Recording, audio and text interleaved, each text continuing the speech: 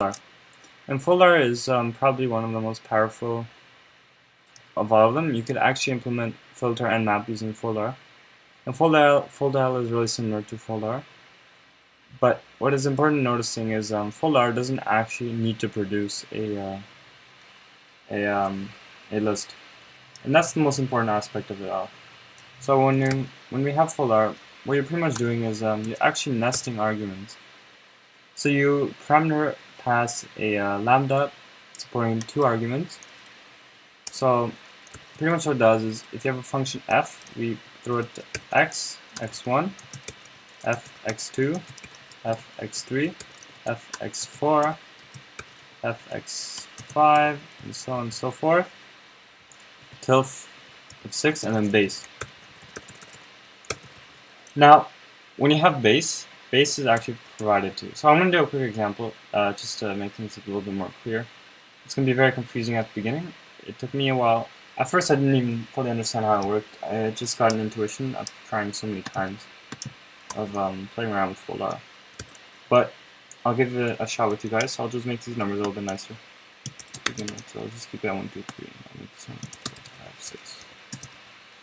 So the syntax is Foldr.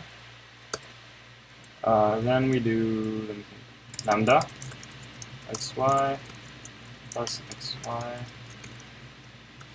Then we parameter pass a I believe it was base, and then a list. Let's give this one a shot. Okay, so it worked. So what we do here is we actually parameter pass a function, which is lambda. This is our base, and this is our number. So what we did was we could actually just put in a plus here. Actually, so plus does this as well. Okay, so what we did was plus, and we start with the first value. So 1. Then we go again. Plus 2. Then we go again. 3. Base value. Close bracket. Then close bracket again, and close bracket. This is what you're doing with Foldr. And let's notice what happens when we do minus. Let's see if I'm right or wrong with the ordering. So when you do minus, you get 2. Okay. So these all become minus, right? So let's step through this together. So we have this here, then it becomes this. So this becomes a 3, right? Okay. Now this becomes a minus 1. And this becomes a 1 minus minus 1, which actually becomes 2. So I hope you guys see this. So the most important thing is noticing that it's nested. And you can actually, the base value is very important because the base value is what puts an end to the double accepting lambda. And it gets a lot more complicated when you have even more. Just added all of the elements in a row. You could do a lot of things with Foldr. You can provide way more power. So you can even try, I think as an exercise, try to do map.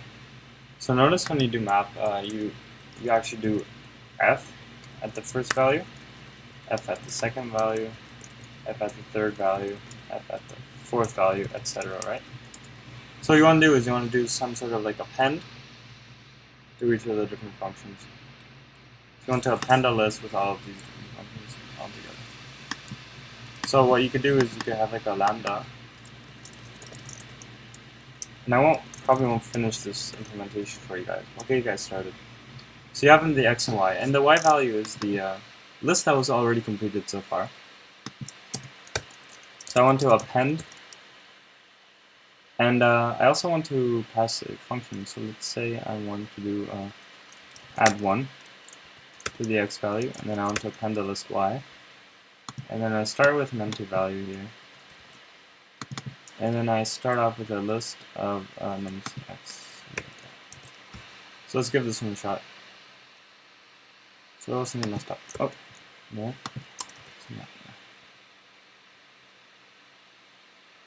Expects a list given 4.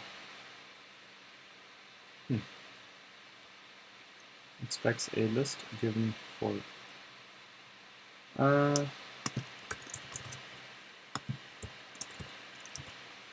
Try this. Okay, so we did it. We're mapping actually a function here, which is actually add1. So ideally we'd want to accept another parameter, which would actually just be our argument. But in that case, we could just have a global function, which is actually just the lambda itself. Instead of the add1, we could have a lambda in here that we can just simply plug in and use the concept of encapsulation to encapsulate another one. So in this case, we actually have a function over here that just adds 1 to the number. So we mapped all of these values up 1. So this is one example of what you could use Foldr for. There's many, but you have to try it yourself and explore to see what happens, and so on. Now about Foldr, the only difference between Foldr and Foldl is that in Foldl, you actually go backwards. So you start at x4, you go to x3, you go to x2, you go to x1, and then you go to base. And in some cases Foldl would be more ideal, and in some cases Foldl is much quicker, but it really depends on the situation. So you just have to explore and see what the context is. But I believe Foldr is more popular. Yeah, so I hope you guys enjoyed this video.